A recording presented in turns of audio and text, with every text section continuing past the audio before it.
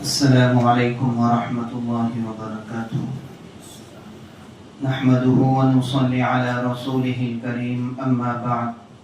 أعوذ بالله من الشيطان الرجيم. بسم الله الرحمن الرحيم. قل إنني هداني ربي إلى صراط مستقيم دينا قيما ملة إبراهيم حنيفا وما كان من المشركين. قل إن صلاتي ونسكي ومحياي ومماتي لله رب العالمين لا شريك له وبذلك أمرت وأنا أول المسلمين. صدق الله العظيم. اللهم صل على سيدنا محمد وعلى آل سيدنا محمد وبارك وسلم.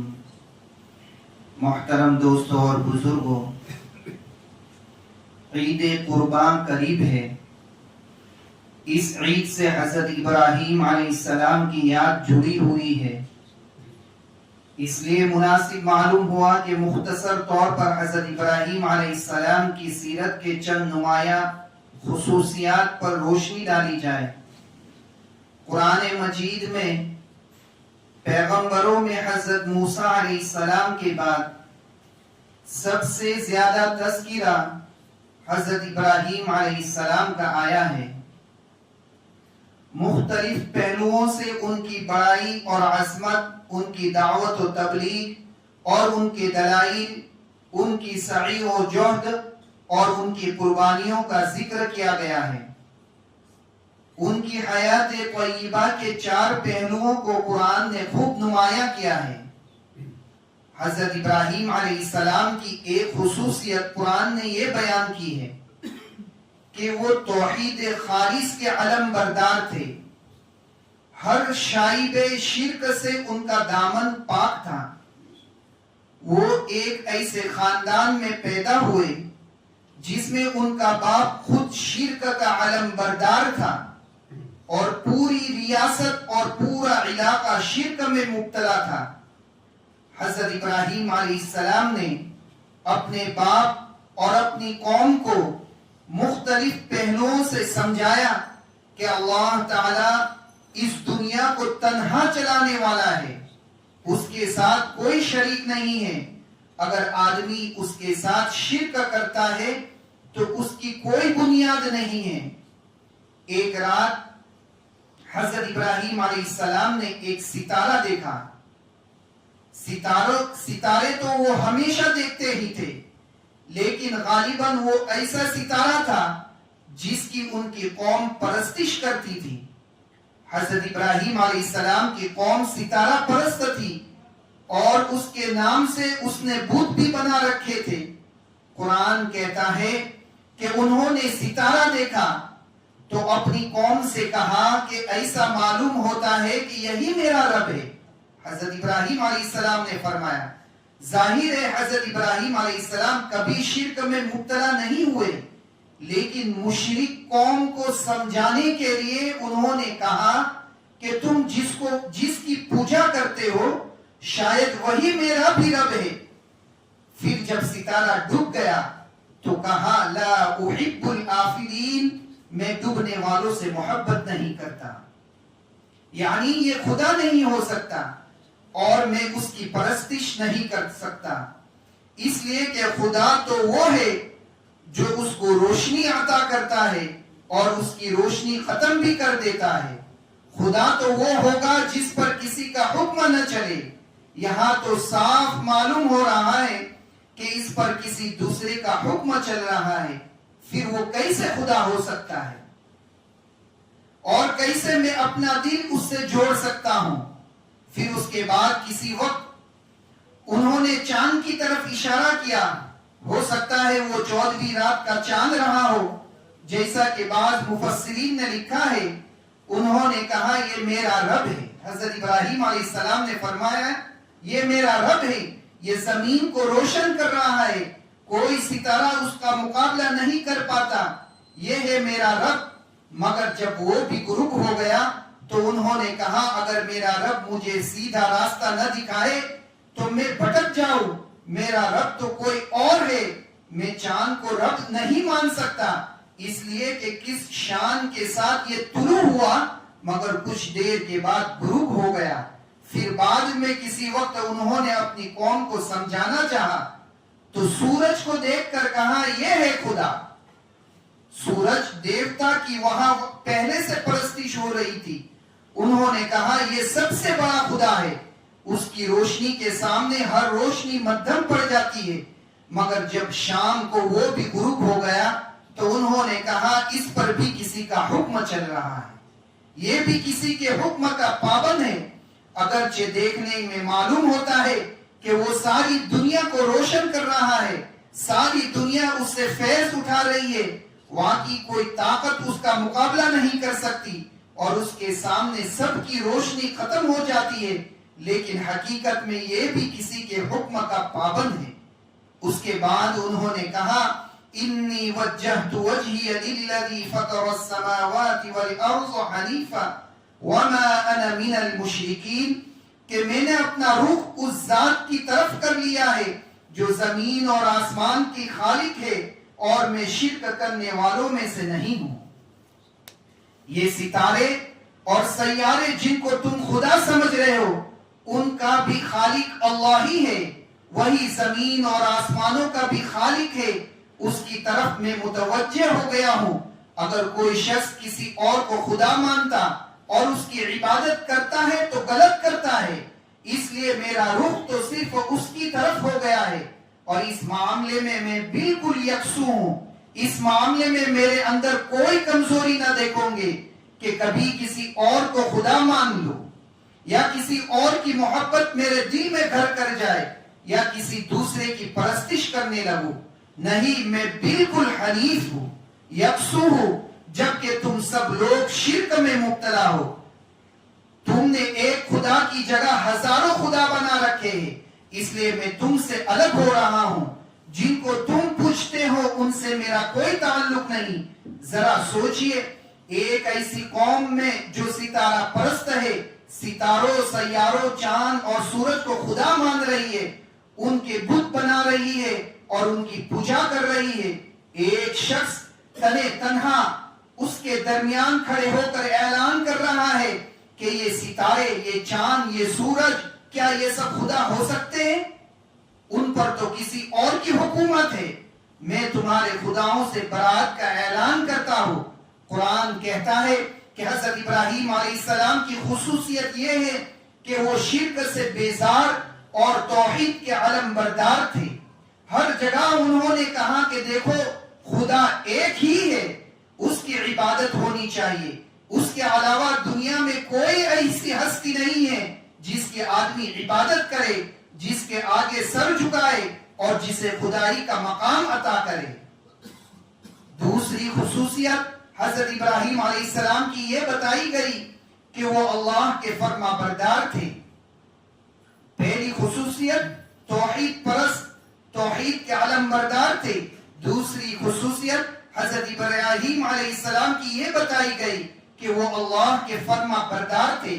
وہ خدا کو صرف مان ہی نہیں رہے تھے بلکہ اس کے آگے جھک گئے تھے اور اس کے ہر حکم کو ماننے کے لیے تیار ہو گئے تھے.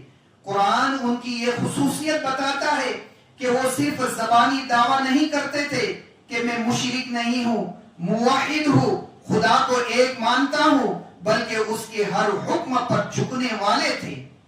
کہا اذ قال له ربه اسلم قال اسلمت لرب العالمین, اس کے رب نے اس سے کہا جھک جاؤ, چنانچہ بغیر کسی ہچکچاہٹ اور تردد کے اس نے کہا کہ میں جھک گیا اللہ رب العالمین کے سامنے. یہ ہے دین کی روح اور اس کی جان کہ اللہ کے حکم کے سامنے آدمی اپنا سر جھکا دے.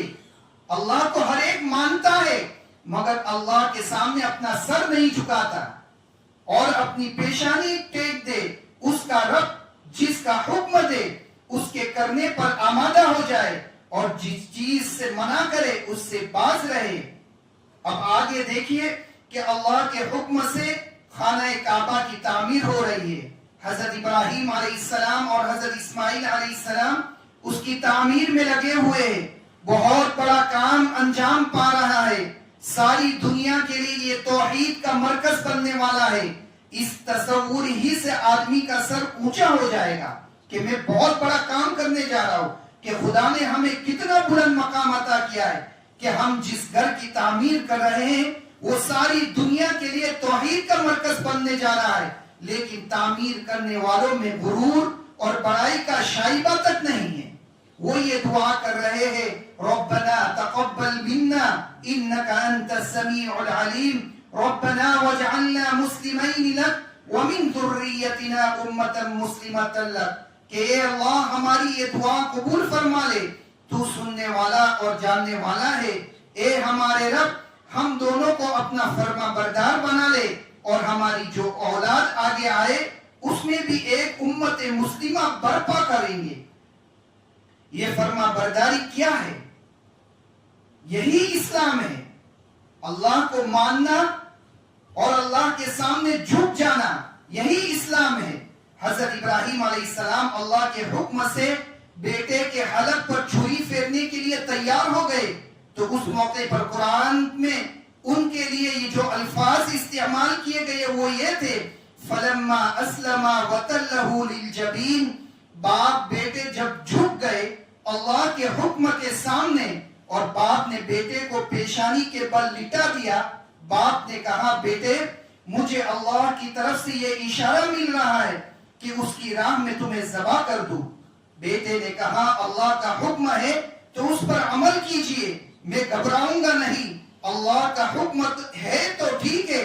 چنانچہ باپ بیٹے دونوں تیار ہو گئے، باپ کا چھری پھیرنے کے لیے تیار ہو جانا اور بیٹے کا پیشانی کے بل لیٹ جانا، قرآن نے اس کو اسلما کے لفظ سے تعبیر کیا، یعنی دونوں ہمارے حکم کے آگے جھک گئے، یہ ہے اسلام۔ حضرت ابراہیم علیہ السلام کی تیسری خصوصیت ان کی دعوتی محنت اور کوشش ہے۔ نبوت سے سرفراز ہونے کے بعد انہوں نے اپنے باپ کو بڑی دل سوزی اور محبت اور نرمی کے ساتھ سمجھانے اور راہ حق پر لانے کی کوشش کی۔ اپنی قوم کے سامنے بھی بار بار مختلف انداز سے دعوت توحید پیش کی اور شرک کی غیر معقولیت واضح کی۔ وہ عراق سے شام، فلسطین، حجاز جہاں بھی پہنچے اسی دعوت کو لے کر پہنچے۔ قرآن نے مختلف انبیاء کی جو دعوت کی محنتیں بیان کی ہے ان میں حضرت ابراہیم علیہ السلام کا تذکرہ بہت نمایاں ہے۔ اس میں راہ دعوت میں کام کرنے والوں کے لیے عبرت اور نصیحت کے لیے بہت سے پہلو ہیں۔ حضرت ابراہیم علیہ السلام کی چوتھی خصوصیت اپنے مقصد کے لیے ان کی قربانیاں ہیں۔ ان کے نام کے ساتھ قربانی کا تصور ابھرتا ہے۔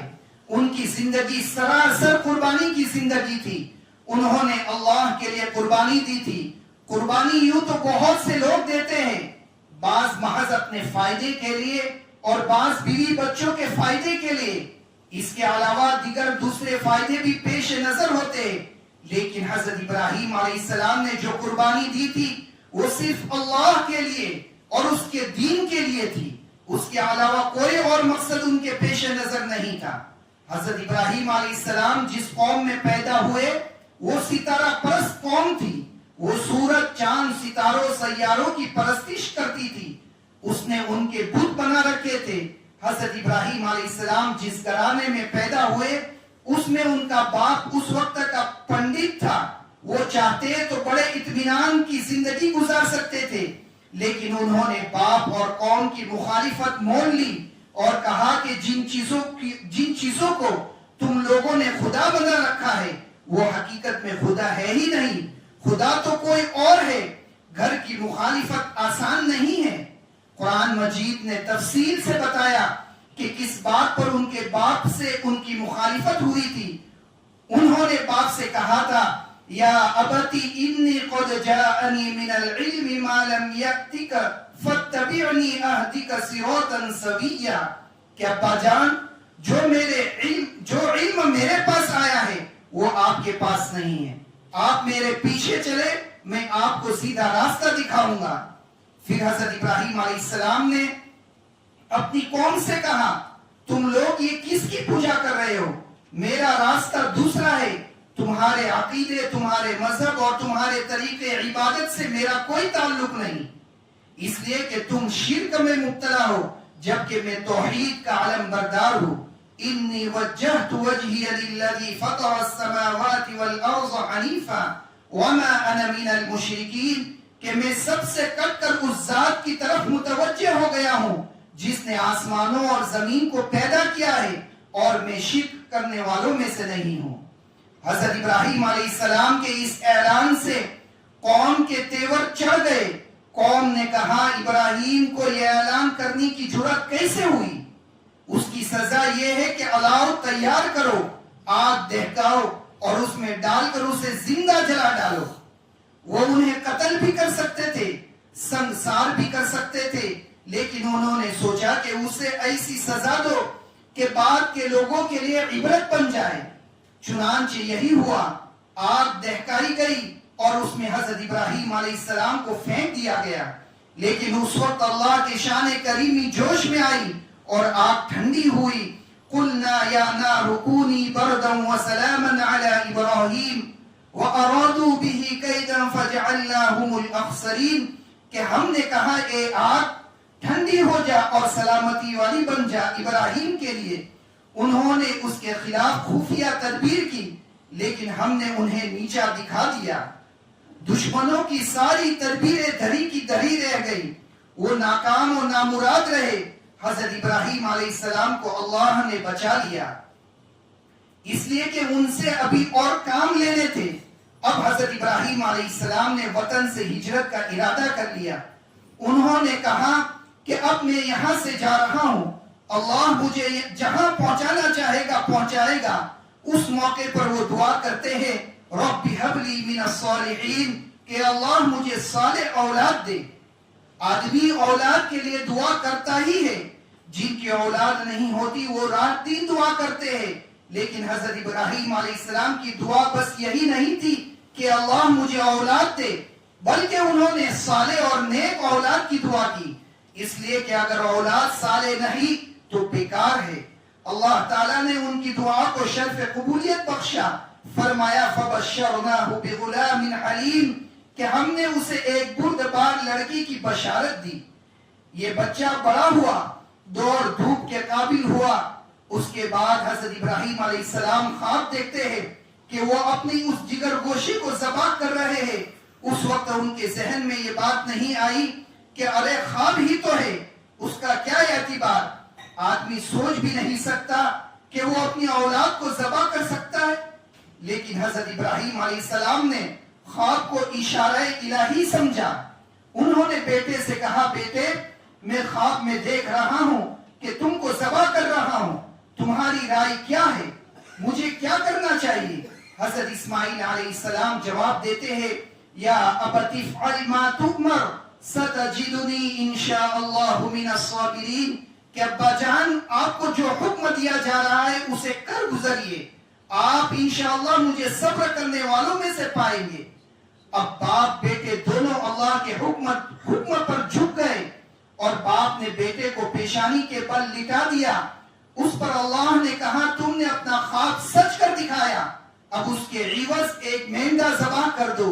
کہا جاتا ہے کہ مینڈا جنت سے آیا تھا یا اسی جنگل میں اچانک انہیں مل گیا تھا، کچھ بھی ہو بہرحال پہلے سے وہاں کوئی مینڈا نہیں تھا۔ آزمائش پوری ہونے کے بعد ایک مینڈا فراہم کر دیا گیا اور کہا گیا کہ اسے ذبح کر دو، اور اسی جذبے سے ذبح کرو کہ حکم ہوگا تو بیٹے کے گلے پر بھی چھری پھیر دوں گے۔ قرآن نے کہا وَتَرَكْنَا عَلَيْهِ فِي الْآخِرِينَ، یہ سنت ہم نے بعد میں جاری کر دی۔ قرآن نے حضرت ابراہیم علیہ السلام کے بارے میں دوسری جگہ کہا ہے وَإِذِ ابْتَلَىٰ إِبْرَاهِيمَ رَبُّهُ بِكَلِمَاتٍ فَأَتَمَّهُنَّ قَالَ إِنِّي جَاعِلُكَ لِلنَّاسِ إِمَامًا، ابراہیم علیہ السلام کو اس کے رب نے بعض باتوں میں آزمایا، امتحان لیا، اس پر وہ پورا اترا تو اس کے رب نے کہا ہم تمہیں دنیا کے لیے امام بنا رہے ہیں، یعنی ہم تمہیں دنیا کے لیے نمونہ بنا رہے ہیں۔ دنیا دیکھے گی کہ دین کے لیے کیا کیا تکلیفیں برداشت کی جا سکتی ہے، کیا کیا قربانیاں دی جا سکتی ہے، گھر کی، وطن کی، اولاد کی، بیٹے کو ذبح کرنے کی۔ اگر کوئی شخص دیکھنا چاہے تو دیکھیے حضرت ابراہیم علیہ السلام کو. وہ دینی لحاظ سے امام تھے اور پھر ان کی ذریت، ان کے اولاد میں دنیا کا اقتدار بھی آیا. اللہ نے ان کی اولاد میں پیغمبروں کا سلسلہ چلایا. حضرت اسحاق، حضرت یعقوب، حضرت یوسف علیہ السلام اور خدا جانے کتنے پیغمبر آئے. اس کے بعد حضرت موسیٰ علیہ السلام، حضرت عیسیٰ علیہ السلام آئے. پھر آخر میں حضرت محمد صلی اللہ علیہ وسلم تشریف لائے. یہ انعام آپ کو دیا گیا کہ دنیا کے لیے آپ کو نمونہ بنا دیا گیا ہے. یعنی جو اللہ کے لیے خالص ہوتا ہے، اللہ کی دین کے لیے قربانیاں دیتا ہے، تو اللہ تعالیٰ اسے دنیا بھی دیتا ہے اور اس کی آخرت، اس کی آنے والی اولادوں کو بھی بناتا ہے. معلوم ہوا کہ دنیا میں آدمی قربانیوں سے امام بنتا ہے. وہ شخص دنیا کا امام اور قائد اور لیڈر ہے جو دین کے لیے قربانی دے، کسی اور مقصد سے نہیں، صرف اللہ کے دین کے لیے. وہ دنیا کو دکھا دے کہ اللہ کے دین کے لیے کس چیز کی قربانیاں دی جا سکتی ہے. جان بھی دی جا سکتی ہے، آگ کے دریا سے بھی گزرا جا سکتا ہے، اولاد بھی قربان کی جا سکتی ہے، وطن بھی چھوڑا جا سکتا ہے، غرض ہر چیز کی قربانی دی جا سکتی ہے. تبھی امامت کا درجہ حاصل ہو سکتا ہے. ایسے ہی امام خاتم النبیین حضرت محمد صلی اللہ علیہ وسلم تھے. آپ صلی اللہ علیہ وسلم کو ساری دنیا کی امامت دی گئی اور ان ساری آزمائشوں سے آپ کو گزارا گیا جس کا آدمی تصور کر ہی نہیں سکتا. ایک موقع پر آپ نے فرمایا، مجھے دین کے راستے میں اتنی تکلیفیں پہنچی کہ کسی دوسرے کو نہیں پہنچی ہوگی اتنی. اس کے بعد کہا گیا کہ آپ صلی اللہ علیہ وسلم دنیا کے قائد اور رہنما ہیں، اسوہ اور نمونہ ہیں. دنیا آپ کے ذریعہ دیکھ سکتی ہے کہ اللہ کے دین پر کس طرح عمل ہوتا ہے اور اس کے لیے کس طرح قربانیاں دی جا سکتی ہے. اس کے نتیجے میں امت مسلمہ کھڑی ہوئی. ہمارے نبی نے قربانیاں دی، اس کے نتیجے میں، ان کی محنتوں کے نتیجے میں صحابہ کھڑے ہوئے، امت مسلمہ ایک بنی. اس نے بھی وہ تمام قربانیاں دی جن کی ضرورت دین کو پیش آئی، جان کی، مال کی، وطن کی اور دیگر قربانیاں. اس کے بعد اس سے کہا گیا کہ تم دنیا کے امام ہو. کنتم خیر امت اخرجت للناس، تم بہترین امت ہو، تمہیں لوگوں کی رہنمائی کے لیے پیدا کیا گیا ہے. جب تک یہ امت اللہ کے دین کے لیے قربانیاں دیتی رہی وہ دنیا میں غالب رہی. لیکن جب سے اس نے دین کے لیے قربانی دینا چھوڑ دیا وہ ذلت اور پستی میں مبتلا ہو گئی. اللہ نے کہا کہ اب یہ امت امامت کے اہل نہیں ہے.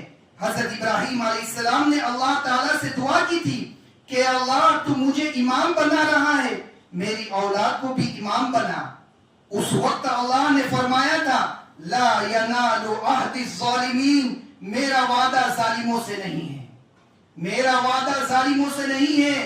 ہم کس کیٹیگری میں جا رہے ہیں اس وقت؟ ہمارا حال کیا ہے؟ ہمیں تو دنیا کی امامت کے لیے اللہ نے بھیجا تھا، اس امت کو قیادت کا مقام دیا گیا تھا اور اس کے بارے میں نبی کریم صلی اللہ علیہ وسلم نے فرمایا تھا کہ تم زمین پر اللہ کے گواہ ہو، کہ تم زمین پر اللہ کے گواہ ہو. یعنی جسے تم کہو گے کہ یہ راہ راست پر چل رہا ہے یقیناً وہ راہ راست پر چل رہا ہے، اور جسے تم کہو گے کہ وہ غلط راستے پر چل رہا ہے تو یقیناً وہ غلط راستے پر ہے. تم جس کے بارے میں جو فیصلہ کرو گے وہ در حقیقت اللہ تعالیٰ کا فیصلہ ہوگا. جب امت نے قربانی دینی ختم کر دی وہ امامت اور قیادت سے محروم ہو گئی. آج صورتحال یہ ہے کہ آدمی ہر کام کے لیے قربانی دے سکتا ہے. قومیں قربانی دے رہی ہے، جماعتیں قربانی دے رہی ہے، لیکن اللہ کے دین کے لیے قربانی دینے والا کوئی نظر نہیں آتا.